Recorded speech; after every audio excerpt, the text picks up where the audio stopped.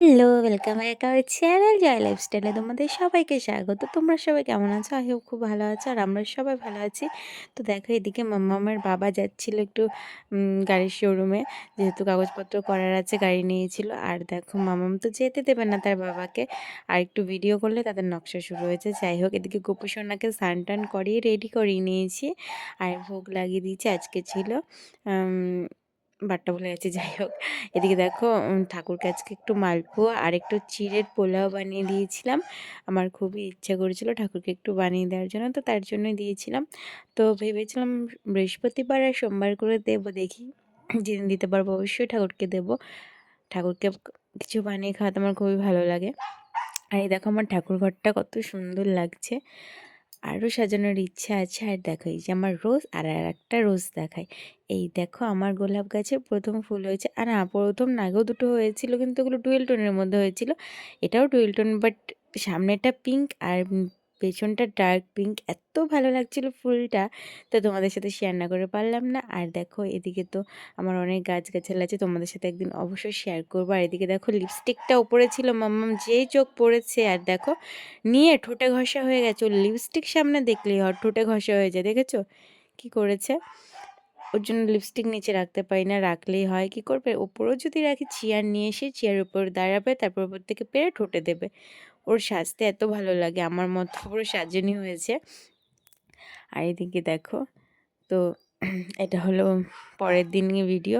তো দেখো ঠাকুরকে একটুখানি চিড়ে খই দিয়ে দিয়েছিলাম, না খই আর খেজুর। আর এই দেখো আগের দিন এই রুমালটা নিয়েছিলাম, তো ঠাকুরকে বিছানায় পেতে দিলাম, একটু নরম নরম থাকে, তো তার জন্যই।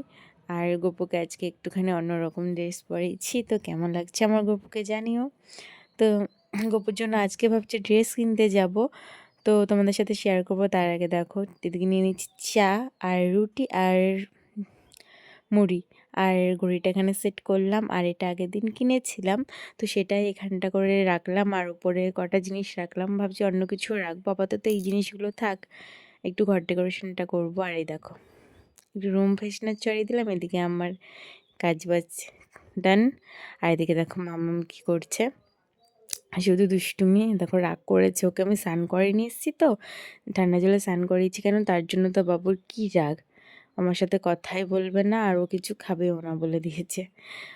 এত রাগ করে, একটু কিছু বলা যায় না, আমি যদি বকিও না তাও বলবে আমাকে ভালোবাসো, ভালোবেসে কথা বলো, মানে ওকে একটু বকা যাবে না।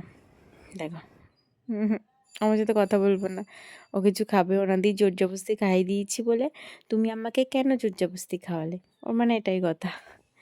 দেখো টেনে মেনে আনতে পারছি না, তো বেশ কিছু জোর জবরদস্তি করার পর মামামকে খাওয়ানো হলো ফাইনালি।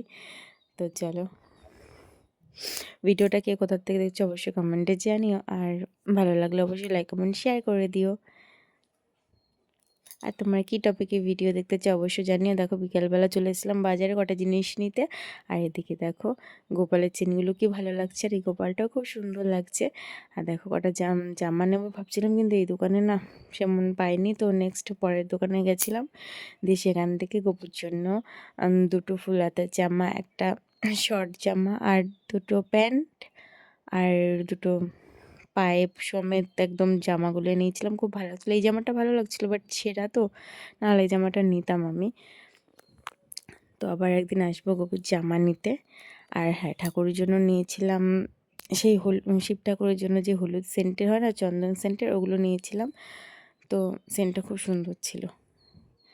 আর দেখো ভেবেছিলাম সেন্ট নেবো, বাট প্রচুর দাম বলছিলো, ভাবলাম নেক্সট দিন এসে নেবো।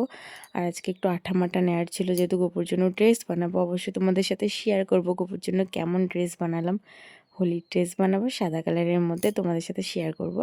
আর এই গোপুটাকে কি মিষ্টি লাগছিলো। আর শিবগুলো দেখো, আমার তো খুবই একটা শিব নেওয়ার ইচ্ছা, দেখি ঠাকুর কবে চায় সেদিন অবশ্যই নেব।